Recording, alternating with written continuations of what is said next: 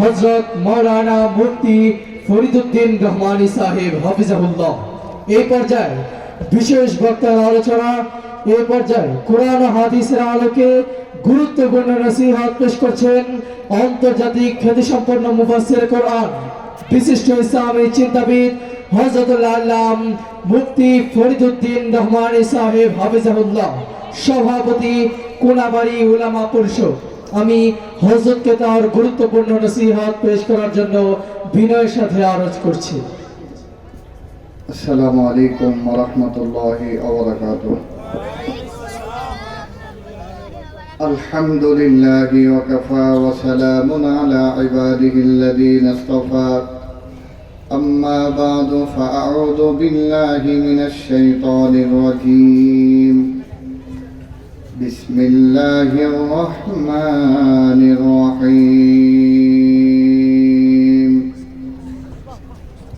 إن الله وملائكته يصلون على النبي يا أيها الذين آمنوا صلوا عليه وسلموا تسليما اللهم صل على محمد وعلى آل محمد كما صليت على إبراهيم وعلى آل إبراهيم إنك حميد مجيد اللهم بارك على محمد وعلى آل محمد كما باركت على إبراهيم وعلى آل إبراهيم إنك حميد مجيد لا إله إلا الله لا إله إلا الله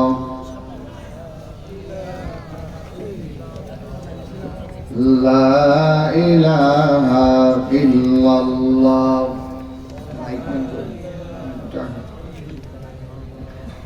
لا إله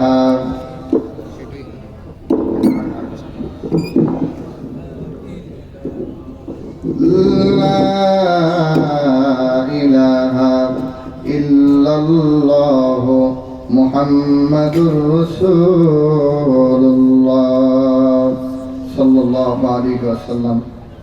মাদ্রাসাত সুফাল ইসলামিয়া কর্তৃক আয়োজিত আজকের এই আজিম উশান মাহফিলের অত্যন্ত শ্রদ্ধাভাজন সভাপতি, প্রধান অতিথি, বিশেষ অতিথিবৃন্দ, আমন্ত্রিত মুআজ্জাজ মুকাররম মুআজ্জিবুল ইহতিরাম হযরত উলামা ইকরাম, আমার সামনে উপবিষ্ট দিনদার ইমানদার পরহেজগার কালিমার জান্নাবাহী পিতৃতুল্য মর্যাদার যুবক বন্ধুগণ, পর্দার আড়ালে অবস্থানরত সুধী সাধবী সর্বগুণে গুণান্বিত আমার শ্রদ্ধেয় মা ও বোনেরা, আল্লাহ রাব্বুল ইজ্জতুল জালালের দরবারে শুকরিয়া আদায় করি।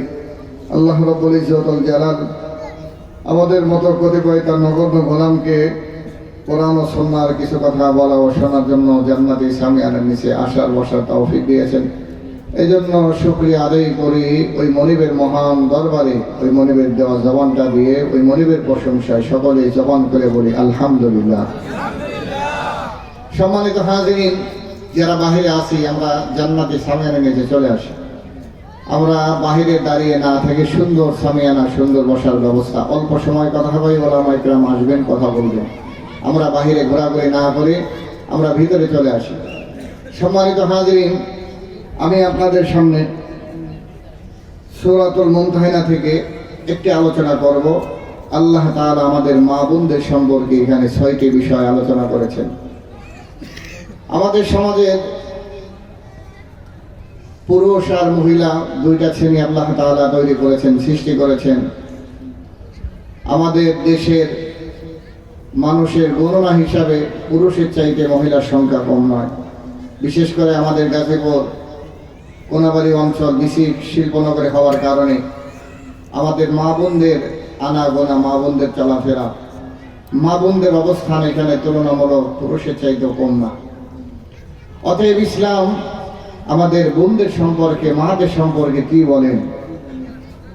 আল্লাহ রাব্বুল আলামিন সূরাতুল মুমতাহিনার ভিতরে চমৎকার করে আমাদের মায়ের জাতি সম্পর্কে বলতেছেন, ইয়া أيها النبي إذا جاءك المؤمنات يبايعنك على ألا يشركن بالله شيئا। মায়েদের সম্পর্কে, নারীদের সম্পর্কে আল্লাহ তাআলা রাসূলকে সম্বোধন করে বলতেছেন, ও আমার হাবিব, কোন মহিলারা যদি আপনার কাছে আসে, ইমানদার কোন মহিলারা যদি আপনার কাছে আসে, মানব জাতির এই নারী জাতি যদি আপনার কাছে আসে, তাহলে তাদেরকে ইসলামের দাওয়াত দিবেন, তাদেরকে ইমানের দাওয়াত দিবেন। 6টা বিষয়ের উপর তাদের থেকে চুক্তি নিয়ে, 6টা বিষয় তাদের থেকে অঙ্গীকার নিয়ে, এরপরে ইমান আর ইসলামের উপর তাদেরকে বায়াত গ্রহণ করবেন। সুবহানাল্লাহ বলেন। আল্লাহ রাব্বুল আলামিন 6টি বিষয় নারীদের থেকে অঙ্গীকার নিয়ে, 6টি বিষয় নারীদের থেকে বায়াত গ্রহণের জন্য আল্লাহ তার হাবিবকে বললেন যে নারীরা যে 6টা গুনাহের ভিতরে বেশি জড়িত হয়, ওই গুনাহ যাতে মহিলারা, মায়ের জাতিরা জড়িত না হয়ে যায়, এই জন্য পয়গম্বর মায়ের জাতিরা যদি আপনার কাছে দ্বীন ইসলাম শেখার জন্য আসে, তাহলে তাদেরকে 6টা বিষয়ের উপর আপনি বায়াত গ্রহণ করে তাদেরকে আপনি তওবা করে মুসলমান বানায়া আল্লাহ তাআলার দ্বীনের শিক্ষা তাদেরকে প্রদান করবেন। তাহলে এই নারী জাতি গুনাহ করবে না, গুনাহের ভিতরে লিপ্ত হবে না, এই নারীরা আল্লাহর জান্নাতে সহজে যাইতে পারবে। সুবহানাল্লাহ। 1 নাম্বার হলো আল্লাহ তাআলা বললেন, পয়গম্বর ইমানদার মহিলারা যখন আপনার কাছে আসবে, তাদের থেকে এই ব্যাপারে অঙ্গীকারের বায়াত গ্রহণ করবেন, আল্লাহ ইশরিকা বিল্লাহি শাইআ, মহিলারা যেন আল্লাহর সাথে কাউকে শরীক স্থাপন না করে। তার কারণ নারীদের ভিতরে, মহিলাদের ভিতরে আল্লাহ তাআলার সাথে শরীক স্থাপনের অন্যতম একটা বৈশিষ্ট্য আছে, প্রবণতা আছে। আমার মায়ের জাতিরা, যদি কারো সন্তান না হয়, দেখা যায় আল্লাহ তাআলার কাছে দোয়ার পরিবর্তে তারা মাজারে মাজারে দৌড়ায়, অমুক গাছের কাছে, তমুক মাজারে, এমনকি বিভিন্ন মাজারে গিয়া আমাদের মায়ের জাতিরা পাঙ্গাসে খাওয়ায়, গজারে খাওয়ায়, কুমিরে খাওয়ায়, তাজা তাজা মুরগি নিয়া আমার দেশের বিভিন্ন মাজারে গিয়া মায়ের জাতিরা কুমিরদের হাতে ছাইরা দেয়। কথা কোন ঠিক কিনা? আছে না? বিভিন্ন মাজারে কুমিরে গিয়া খাওয়ায়। আমাদের মায়ের জাতি ধারণা হলো, যদি কুমির আমার এই মুরগিটা খায় বা আমার এই হাদিয়াটা গ্রহণ করে, তাহলে এই মাজারের কুমির যেহেতু আমার প্রতি খুশি, মাজার আল্লাহ খুশি, আল্লাহ খুশি, এরকম একটা ধারণা আমাদের মায়ের জাতিদের আছে না নাই? আওয়াজ দিয়ে বলেন, আছে না নাই? আল্লাহর বান্দারা লক্ষ্য করেন, অথচ মায়ের জাতিদের ইজ্জত অনেক বেশি। আল্লাহ রাব্বুল আলামিন এই নারী জাতিকে 3 দিক দিয়ে সম্মানিত করলেন। আল্লাহ রাব্বুল আলামিন যখন এই নারী জাতি শিশু আর কন্যা হিসাবে জন্মগ্রহণ করেন, আল্লাহ তাআলার হাবিব বলে, আল্লাহ তাআলা ফেরেশতা, রহমতের ফেরেশতা ওই ঘরে পাঠিয়ে দেয়। ফেরেশতা এসে ওই ঘরে, যদি কোনো ঘরে কন্যা সন্তান জন্মগ্রহণ করে, ওই ঘরের ভিতরে গিয়া ফেরেশতা সালাম দেয়া কয়, আসসালামু আলাইকা ইয়া আহলাল বাইত। ওই ঘরে গিয়া রহমতের ফেরেশতারা সালাম দেয়া প্রবেশ করে। এরপরে হাবিবুল্লাহ কয়, যখন কন্যা সন্তান জন্মগ্রহণ করে, বলে, আল্লাহ এই ঘরের ভিতরে কন্যা সন্তান, অতএব আপনি ঘরে রহমত দিয়া, বরকত দিয়া ভরপুর করে দেন। সুবহানাল্লাহ। নারী যদি কোনো ঘরে জন্মগ্রহণ করে, আল্লাহর রহমতের ফেরেশতারা দোয়া করে। শুধু তাই না, রাসূলুল্লাহ কয়, এই রহমতের ফেরেশতারা ওই কন্যার মাথায় হাত বোলায়া বোলায়া দোয়া করে, আল্লাহ এই মা আর বাবা কন্যা সন্তানকে লালন পালন করবে, অতএব এই মা আর বাবার ঘরে আপনি রহমত আর বরকত দিয়া ঘরটাকে আপনি পরিপূর্ণ করে দেন। সুবহানাল্লাহ।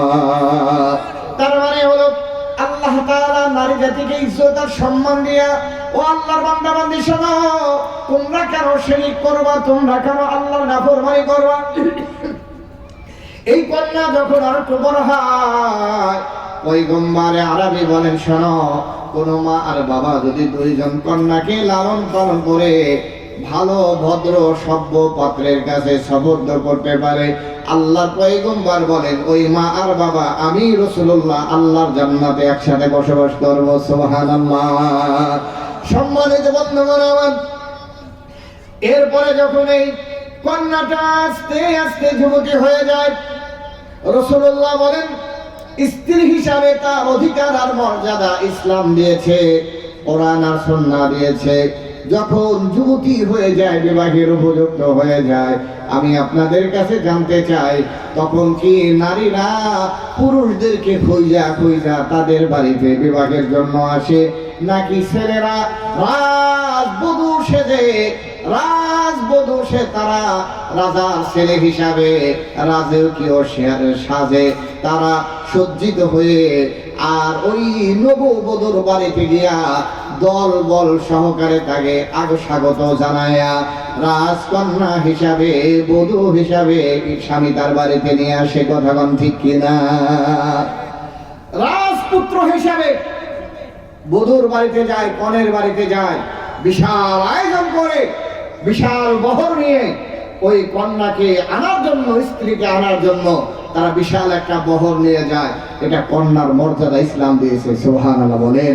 যারা এটা মানতে চায় না তারা কয় যে শুধু ছেলেরাই কেন মেয়েদের বাড়িতে আসবে, আমরাও মাঝে মাঝে ছেলেদের বাড়ি থেকে বিবাহের জন্য যাব।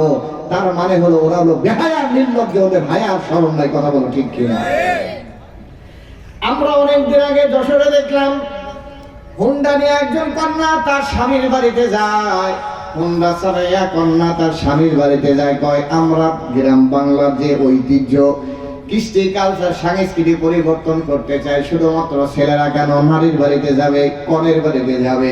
আমরা দেখাইতে চাই কন্যারও স্বামীর বাড়িতে যাইতে পারে। আমরা বলবো যাইতে তো কারো বাধা নাই, কিন্তু তোমার মতো বিয়া দেবো বাংলাদেশে নাই। কথা বলো ঠিক কিনা? আল্লাহর বান্দারা লক্ষ্য করেন, ও আল্লাহর বান্দা, শুধু এখানে ক্ষান্ত নয়, ইসলাম বলে তুমি বিবাহ করবা যুবক, ওই কন্যা যুবতীকে এমনি এমনি তুমি বিবাহ করতে পারবে না, বিবাহ কইরা স্পর্শ করতে পারবে না। আল্লাহ নারীর কত সম্মান দেয়া দেয়।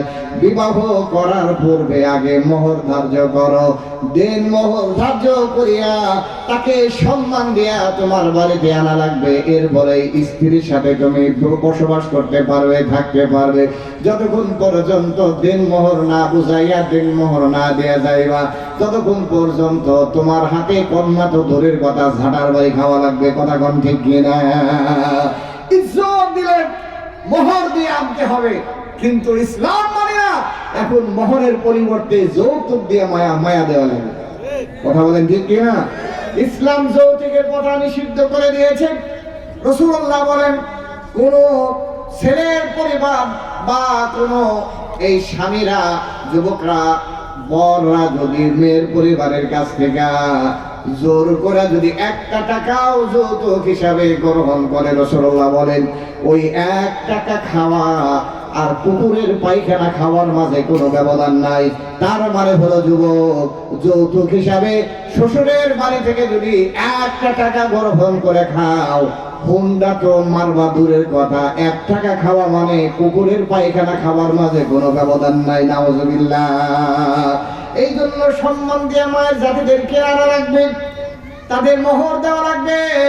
এরপরে পয়গম্বর আরবি কয়, এখন যাবতীয় দায়িত্ব স্বামীর উপরে, তার থাকার ব্যবস্থা, খাওয়ার ব্যবস্থা সব জিম্মাদারি স্বামীর করা লাগবে।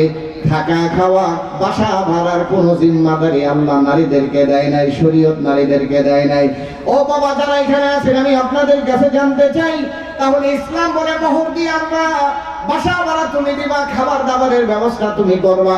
এরপরও যারা বলে ইসলাম নারীদেরকে ঠগাইছে, আমি আপনাদের কাছে জানতে চাই, ওদের মাথা যদি ভালো থাকতো তাহলে এমন কথা বলতে পারতো না।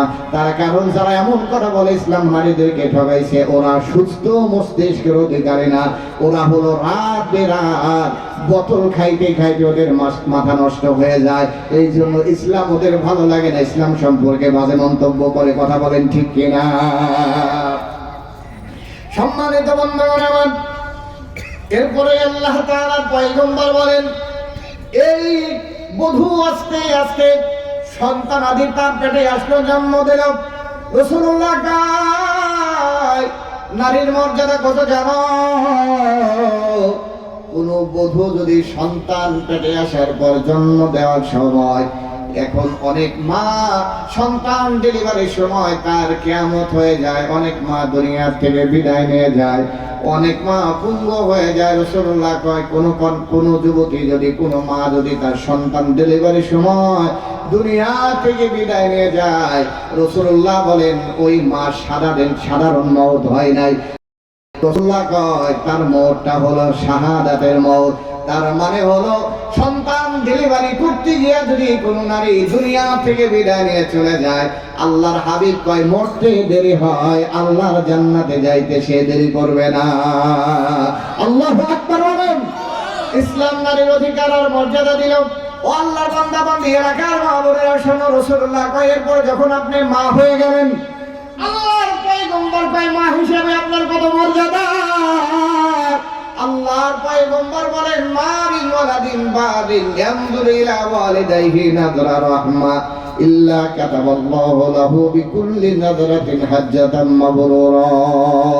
আল্লাহর নবী বলেন শোনো, কোন সন্তান যদি তার মায়ের চেহারার দিকে তার বাবার চেহারার দিকে নেক নজরে তাকায়, আল্লাহর পয়গম্বর বলেন যতবার ওই সন্তান তার মা আর বাবার চেহারার দিকে নেক নজরে তাকাবে, ততবার আল্লাহ তাআলা ওই সন্তানের আমলনামায় কবুল হজের সওয়াব লিখে দিবে।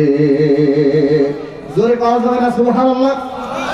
ও যুবক বন্ধু শোনো, তাহলে মা আর বাবার চেহারার দিকে যদি তোমরা তাকাও, নেক নজরে তাকাও, ও আল্লাহর বান্দা রাসূলুল্লাহ বলেন আরবাউন নাযরি ইলা মিনাল ইবাদা, চার প্রকারের নজর আর দৃষ্টি ইবাদতের ভিতরে গণ্য হয়। এক প্রকারের নজর হলো আন-নাযরু ইলাল ওয়ালিদাইন, মা আর বাবার দিকে নেক নজরে তাকানো, এটা ইবাদত হিসাবে গণ্য করা হয়। নামাজ পড়া যেমন ইবাদত, রোজা রাখা ইবাদত, মা বাবার চেহারার দিকে নেক নজরে ভালোবাসা মহব্বতের নজরে তাকানো ইবাদত গণ্য করা হয়। হযরতে আবু হুরায়রা বলেন পয়গম্বর আমার মা আছে বাবা আছে গো পয়গম্বর, যদি কারো মা থাকে বাবা থাকে পয়গম্বর আপনার কাছে জানতে চাই, তাহলে আমি কি আমার মায়ের খেদমত করব না বাবার খেদমত করব? রাসূলুল্লাহ বলেন সাবিরে তোমার মায়ের খেদমত করবা। দ্বিতীয়বার জিজ্ঞাসা করা হলো পয়গম্বর মার খেদমত করব না বাবার খেদমত করব? রাসূলুল্লাহ বলেন 2 নম্বরে তোমার মায়ের খেদমত করবা। 3 নম্বর জিজ্ঞাসা করা হলো পয়গম্বর আমি কি আমার মায়ের খেদমত করব না বাবার খেদমত করব? পয়গম্বর বললেন 3 নম্বর বললেন তোমার মায়ের খেদমত করবা। চতুর্থবার জিজ্ঞাসা করা হলো পয়গম্বর কার খেদমত করব? আল্লাহর নবী কয় তোমার বাবার খেদমত করবা। তার মানে মায়ের অধিকার মায়ের মর্যাদা আল্লাহ তাআলা পুরুষের উপর 3 গুণ বাড়িয়ে দিয়েছেন। সুবহানাল্লাহ। আল্লাহর বান্দারা শোনো, এমন থেকে একজন সাহাবী আছেন, তার বৃদ্ধ মাকে নিয়ে তার বৃদ্ধ মাকে কোলে করে তার বৃদ্ধ মাকে ঘাড়ে করে সেই মিনা মুজদালিফা আরাফার ময়দান ঘুরে ঘুরে হজ সম্পন্ন করেছেন। মিনার ময়দানে গেলেন, মিনার ময়দান থেকে আরাফায় গেলেন, আরাফা থেকে মুজদালিফায় আসলেন, মুজদালিফা থেকে ওই মিনার ময়দানে কয়েকবার করে জামরাতে এসে সেই শয়তান পাথর নিক্ষেপ করেছেন। এমন থেকে তার বুড়া মাকে এই পিঠে করে টানতেছেন। আরব মিনা থেকে আরাফা, আরাফা থেকে মুজদালিফা, মুজদালিফা থেকে আবার মিনার ময়দান ঘুরা ঘুরা এরপরে বাইতুল্লাহ এসে তওয়াফ করছেন মার এই ঘাড়ে ঘুরা ঘুরা। এরপরে রাসূলুল্লাহর সাথে দেখা, বলতেছে গো আল্লাহর পয়গম্বর আমি আমার মাকে ঘাড়ে করে করে মিনা মুজদালিফা আরাফা আর সাফা মারওয়া সাই করলাম, বাইতুল্লাহর তাওয়াফ করলাম গো পয়গম্বর। আমি আপনার কাছে জানতে চাই আমি কি আমার মায়ের খেদমত আমার মায়ের হক আদায় করতে পারছি কিনা? আল্লাহর পয়গম্বর বললেন ও যুবক শোনো, আল্লাহর নবী বললেন সাহাবী শোনো, তুমি তোমার মারে ঘাড়ে করে করে পিঠে করে করে মিনা মুজদালিফা আরাফা সাফা মারওয়া বাইতুল্লাহ তাওয়াফ করিয়া তুমি তোমার মায়ের হক আদায় করছো কিনা জানতে চাও? শুনে রাখো ও যুবক, শুনে রাখো, তোমার মা যে তোমাকে 2.5 বছর 2 বছর দুধ পান করাইছে, তোমার মায়ের 1 ফোঁটা দুধের দামও তুমি তোমার এই মাকে এত কষ্ট করে হক সম্পাদন করে 1 ফোঁটা দুধের দামও তুমি হক আদায় করতে পারো নাই। আল্লাহু আকবার বলো। রাসূলুল্লাহ বললেন, সাহাবী শোনো, তুমি যদি তোমার বুকের চামড়া দিয়া তোমার মায়ের জুতা বানায়া দাও, তারপরও তোমার মায়ের হক আদায় করা তোমার দ্বারা সম্ভব হবে না। অতীত যুবকেরা, কিয়ামতের আলামত হলো আক্কা উম্মাহ, তোমরা তোমাদের মায়ের অবাধ্য হয়ে যাবে। যুবকরা তাদের স্ত্রীদের বাধ্য হয়ে যাবে, মায়ের অবাধ্য হয়ে যাবে। এই জন্য যুবক, না না না, মায়ের সাথে খারাপ ব্যবহার করবা না। পয়গম্বর আলামী মায়ের জাতিদেরকে, নারী জাতিদেরকে বলতেছেন, পয়গম্বর যখন আপনার কাছে আসবে তখন তাদেরকে বলবেন যে তোমরা শিরক করবা না, তোমরা গুনাহ করবা না। আল্লাহর বান্দার সংক্ষেপ হলো 1 নম্বর হলো, তো আল্লাহর পয়গম্বর ও হাবিব, আপনি আল্লাহর বান্দী আমার বান্দীদেরকে, আপনার ইমানদার মহিলাদেরকে, আপনার ইমানদার মহিলা উম্মতদেরকে বলেন, আল্লাহ ইশরিক না বিল্লাহি শাইয়া, তারা যেন আল্লাহর সাথে শরীক স্থাপন না করে, এই জন্য আপনি তাদের থেকে বায়াত গ্রহণ করেন।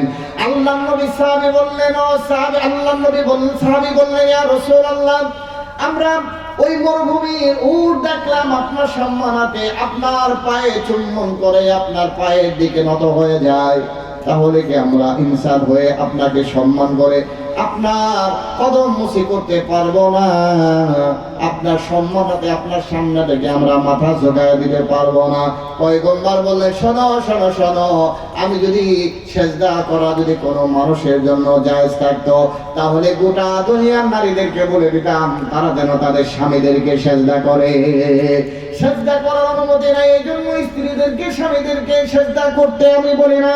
এই জন্য আমার মায়েরা, আমার বোনেরা শোনেন না, মাজারে যান ভালো কথা, কিন্তু মাজারে গিয়া মাজারওয়ালাকে সেজদা করবেন না, ওইখানে মান্নত কইরা কইরা আপনারা আপনাদের ঈমানগুলো নষ্ট করবেন না। আল্লাহর ওলিদের দরবারে যাওয়ার পর ওইখানে যদি নামাজ পড়ার ব্যবস্থা থাকে তাহলে নামাজ পড়েন, দোয়া করেন, জিকির আজকার করেন, সমস্যা নাই। কিন্তু যত ধরনের বিদআতি কার্যকলাপ আছে সব থেকে আপনাদের বিরত থাকা লাগবে। 2 নম্বর বায়াত হলো ওয়ালা ইয়াসরিকনা, নারী জাতিরা তোমরা যেন চুরি না করো। তার মানে তোমাদের স্বামীর টাকা তোমাদের কাছে আমানত, তোমাদের স্বামীর বাড়ির যে মালামাল আছে, চাউল ডাউল ইত্যাদি সংসারে যে মালামাল আছে, এটা তোমাদের কাছে আমানত। তোমরা স্বামীর অনুমতি না নিয়া স্বামীর বাড়ির সম্পদগুলা বাপের বাড়ি পাচার করে, মায়ের বাড়ি পাচার করে, এমন নারী আমাদের সমাজে আছে না নাই? আছে। এই জন্য রসুলকে বলা হলো না, নারীদেরকে বলে দেন তারা যেন স্বামীদের সম্পদ যেন তারা চুরি না করে। তাদেরকে এই ব্যাপারে তাদেরকে আপনি বায়াত গ্রহণ করেন, তারা যেন সম্পদ চুরি না করে। 3 নম্বর ওয়ালা ইয়াজনিন, তারা যেন ব্যভিচারে লিপ্ত না হয়ে যায়, জিনায় লিপ্ত না হয়ে যায়। এই জন্য নারী জাতিদেরকে জিনায় যাতে লিপ্ত না হয় বায়াত গ্রহণ করেন, অঙ্গীকার নেন যেন কোনো নারী জিনার ভিতরে লিপ্ত না হয়ে যায়। ও আল্লাহর বান্দা বান্দি, ভালো করে শোনেন, রাসূলুল্লাহ বলছেন শুধুমাত্র জিনা ব্যভিচারে যুবক যুবতী আলাদা রুমে একত্রিত হবার নাম শুধু জিনা না। রাসূল বলছেন তোমার হাতের জিনা হলো ধরা, চোখের জিনা হলো দেখা, পায়ের হাঁটা হলো, পায়ের জিনা হলো জিনার কাজের দিকে অগ্রসর হয়ে যাওয়া। এই জন্য যুবতী বোনেরা শোনো, তোমাদের চেহারাটা যদি কোনো পরপুরুষ দেখে তাহলে তার জন্য যেরকম হারাম হয়ে যায়, ঠিক তদ্রূপ ভাবে তুমি অন্য পুরুষদেরকে তোমার রূপ দেখাইয়া তুমি যে গুনাহ করেছো, কিয়ামতের ময়দানে আল্লাহর আদালতে তোমারও হিসাব দেওয়া লাগবে। এই জন্য তোমার সৌন্দর্যটাকে হিজাবের মাধ্যমে তোমাকে লুকিয়ে রাখা লাগবে। তোমার সৌন্দর্যটা তোমার স্বামীর জন্য বরাদ্দ থাকবে। এটা আমাদের সমাজের অবস্থা হলো, নারীরা তাদের সৌন্দর্য শুধু স্বামীদের জন্য বরাদ্দ রাখে না, গোটা এলাকার দোকানদার, রিক্সাওয়ালা, ঠেলাওয়ালা, এরপরে দেবর আছে, এরপরে আপনার বিয়ে আছে, এরপরে প্রতিবেশী কত ভাই আছে, সবার জন্য সুসজ্জিত হয়ে আমাদের নারীরা রাস্তাঘাটে বের হয়ে যায়। আর স্বামীদেরকে তারা সময় দেওয়ার সুযোগ পায় না। কথা কোন ঠিক কিনা? এই জন্য আমার মায়ের জাতিরা, বোনের জাতিরা, শোনো না, ব্যভিচারে লিপ্ত হওয়া যাবে না, ব্যভিচারের দিকে ধাবিত হওয়া যাবে না। এরপরে ওয়ালা ইয়াকতুল্লাহ আওলাদাহুন্না, 4 নাম্বার অঙ্গীকার নিতে বলেছেন, তারা যেন সন্তানদেরকে হত্যা না করে। তার মানে হলো জন্ম নিয়ন্ত্রণ তারা না করে। ও আল্লাহর বান্দা, এটা ভিন্ন একটা সাবজেক্ট। এরপরে 5 নাম্বার হলো ওয়ালা ইয়াতিনা বিবুহতানি ইফতারিনাহু বাইনা আইদিহিন্না ওয়া আরজুলিহিন্না। এরপরে বলতেছে নারীরা যেন মিথ্যা অপবাদ মানুষের ব্যাপারে না দেয়। মানুষ, মহিলারা মিথ্যা অপবাদ দিয়াতে অভ্যস্ত। এই জন্য আল্লাহ তাআলা রাসূলকে বলতেছেন নারীদের থেকে অঙ্গীকার নেবেন তারা যেন মিথ্যা অপবাদ না দেয়। 6 নম্বর হলো ওয়ালা ইয়াসিরাকা ফি মারুফ, তারা যেন ভালো কাজের বিরোধিতা না করে। নারীরা ভালো কাজের যেন বিরোধিতা না করে। এইদিকেও নারীদেরকে সতর্ক করা এবং তাদের থেকে অঙ্গীকার নেওয়ার জন্য বলা হলো। নারীরা এই 6টা অঙ্গীকার আল্লাহ তাআলা নিতে বললেন। 1 নম্বর হলো শিরিক না করা, 2 নম্বর হলো চুরি না করা, 3 নম্বর হলো জিনা না করা, 4 নম্বর হলো জন্ম নিয়ন্ত্রণের মাধ্যমে সন্তানদের হত্যা না করা, 5 নম্বর হলো অপবাদ না দেওয়া, 6 নম্বর হলো ভালো কাজের বিরোধিতা না করা। এই 6টা অঙ্গীকার নেওয়ার পরে আল্লাহ তাআলা তার হাবিবকে বলেন, এই নারীদের জন্য আস্তাগফির লাহুন্নাল্লাহ, এই মহিলাদের জন্য আল্লাহ তাআলার কাছে ইস্তিগফার করেন, দোয়া করেন। ইন্নাল্লাহা গফুরুর রহিম। আল্লাহ তাআলা ক্ষমাশীল, দয়ালু। আপনি যদি এই 6টা বিষয় নারীদের থেকে অঙ্গীকার নিতে পারেন, তাহলে আল্লাহ তাআলা এই 6টা বিষয় অঙ্গীকার নেওয়ার কারণে আল্লাহ তাআলা এই নারীদের এই জিন্দেগীর গুনাহ মাফ করে তাদেরকে জান্নাতে যাওয়া আল্লাহ তাআলা সহজ করে দিবেন। সবাই বলেন আল্লাহুম্মা আমিন।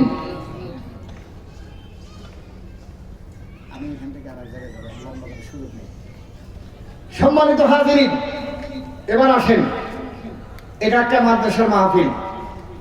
এই মাদ্রাসার মাহফিল, এই মাদ্রাসায় আপনারা দেখেছেন হাফেজে কোরআন হয়েছে, ছাত্ররা তাদেরকে পাগড়ি দেওয়া হয়েছে, কেশ দেওয়া হয়েছে। আমি আমার মায়ের জাতি সম্পর্কে কথা বললাম কেন? যে আমার মায়ের জাতিরা তারা যদি সুন্দর একটা পরিবার চায়, সমাজ চায়, তাহলে তাদের সন্তানদেরকেও ভদ্র বানাইতে যদি চায়, তাহলে এই মাদ্রাসাগুলোতে দেওয়ার কোনো বিকল্প নাই। অন্তত এই সন্তানরা হাফেজ আলেম হওয়ার পর অন্তত আপনার মা বাবাকে ঘরের থেকে বের করে দিবে না। আমার দেশে দেখা যায় অনেক কোটি কোটি টাকার মালিক ছেলে একটা লন্ডনে, একটা আমেরিকায়, আর বুড়া বুড়ি এলাকায় থাকে, বৃদ্ধা বয়সে এই সন্তানরা তাদের কিন্তু খবর নেওয়ার মতো, পাশে থাকার মতো সুযোগ পর্যন্ত হয় না। কিন্তু আপনি আপনার সন্তানকে যদি আলেম বানান, হাফেজ বানান, অন্তত বুড়া বয়সে আপনার খেদমত করবে, আপনার সাথে আপনাকে পাশে রাখার চেষ্টা করবে। আপনার অন্তত মরার পরে জানাজাটা তো পড়াবে। কি বলেন আপনারা? জানাজাটা তো পড়াবে ইনশাআল্লাহ। এই জন্য এই মাদ্রাসার সহযোগিতা করার আমাদের দরকার আছে না নাই? আওয়াজ দিয়ে বলেন আছে না নাই? আল্লাহ তাআলা এই জন্য বললেন, ইয়া আইয়ুহাল্লাযীনা আমানু يا أيها الذين آمنوا هل أدلكم على تجارة تنجيكم من عذاب أليم تؤمنون بالله ورسوله وتجاهدون في سبيل الله بأموالكم وأنفسكم। আল্লাহ তাআলা তার রাস্তায় জিহাদের কথা বলেছেন। জিহাদের কথা বলার ক্ষেত্রে আল্লাহ তাআলা বলছেন, তোমরা মাল দিয়াও আমার রাস্তায় জিহাদ করবে, আর জান দিয়াও আমি আল্লাহর রাস্তায় জিহাদ করবে। এই জন্য আল্লাহর রাস্তায় যদি জিহাদ করতে হয়, শুধু কি জান চাইছে না মালও চাইছে? জান মাল উভয়টাই চাইছেন। এরপরে আল্লাহ বলেন, ওয়া আনফিকু মিম্মা রাযাকনাকুম মিন ক্বাবলি আন ইয়াতিয়া আহাদাকুমুল মাউত। আল্লাহ তাআলা বলেন, তোমরা আমার রাস্তায় এই মাদ্রাসাগুলোতে, মসজিদগুলোতে, দিনের রাস্তাগুলোতে ব্যয় করবা। ব্যয় করার পদ্ধতি হলো তোমাদের কাছে মওত আসা করবে। মওত আসলে তো আর দান করার সুযোগ তোমার থাকবে না। অতএব দান যদি করতে হয় মওত আসার সময় না, মওত আসার আগে। আওয়াজ দিয়ে বলেন কোথায়? আল্লাহ তাআলা বলেন, فيقول ربي لولا أخرتني إلى أجل قريب فأصدق وأكن من الصالحين। যেন এমন বলতে না হয় তোমার কাছে মওত চলে আসছে, আজরাইল আসছে, এখন তোমার অবস্থা এমন, দান না করলে তোমার বাঁচার উপায় নাই। তখন যেন এমন বলতে না হয়, আল্লাহ আমাদেরকে একটু সুযোগ দিন, দান করে আসি, যা আছে সম্পদ তোমার রাস্তায় ব্যয় করে এরপরে আজরাইলের হাতে ধরা দেব। আমি আপনাদের কাছে জানতে চাই, মালাকুল মওত আসলে আমাকে আপনাকে কি এই সুযোগ দেওয়া হবে নাকি? কথা বলেন, দেওয়া হবে? অতএব এই সুন্দর একটা প্রোগ্রামের জন্য, মাহফিলের জন্য, মাদ্রাসার জন্য আমাদের কিছু দেওয়ার দরকার আছে না নাই? অল্প করে হলো আমি আপনাদেরকে কষ্ট দেব না, সামান্য করে হলো আমি নগদ কয়েকজন আল্লাহর বান্দার কাছে 1000 কোন আল্লাহর বান্দা যে এই প্রোগ্রামটা সুন্দর করে সাজাইলেন, নগদ 1000 কে একজন আল্লাহর বান্দা দেওয়ার মতো আছেন যে আমি 1000 টাকা দেব? 1000 টাকা এই প্রোগ্রামটার জন্য, মাদ্রাসার জন্য আল্লাহ আপনার বান্দাদের মনকে নরম করে দেন। আল্লাহ সর্বপ্রথম একজন বান্দা চেয়েছে 1000 টাকা। 1000 টাকা যে বান্দা দিবে, আমি কি নাম? রিজাউল করিম ভাই, মাশাআল্লাহ। আমার রিজাউল করিম ভাই, কি নাম?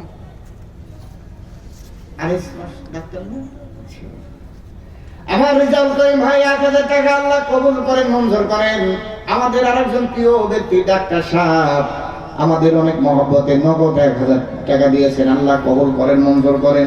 আল্লাহ হায়াত ইমান আমলের মাঝে ভরপুর বরকত দান করেন, জোরে বলেন আল্লাহুম্মা আমিন। আর একজন 3 নম্বর একজন আল্লাহর বান্দা কি 1000 টাকা এটা দেওয়া যাবে?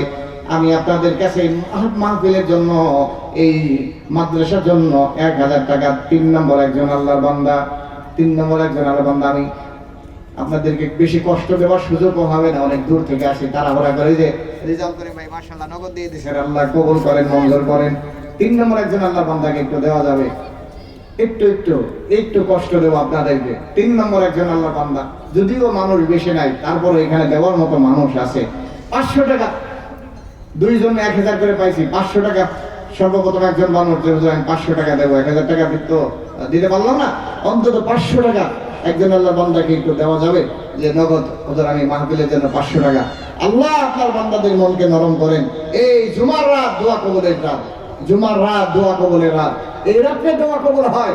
দোয়া করব আল্লাহ যেন আপনাকে, মাশাআল্লাহ কি নাম ভাই? মোহাম্মদ ইউসুফ। ইউসুফ ভাই আল্লাহ নগদ 500 টাকা আল্লাহ কবুল করেন, মঞ্জুর করেন, নিয়তকে আপনি পুরা করে দেন। আল্লাহ আপদ বিপদ থেকে হেফাজতে রাখেন, কামাই রুজির মাঝে ভরপুর বরকত দেয়া দেন, জোরে বলেন আল্লাহুম্মা আমিন।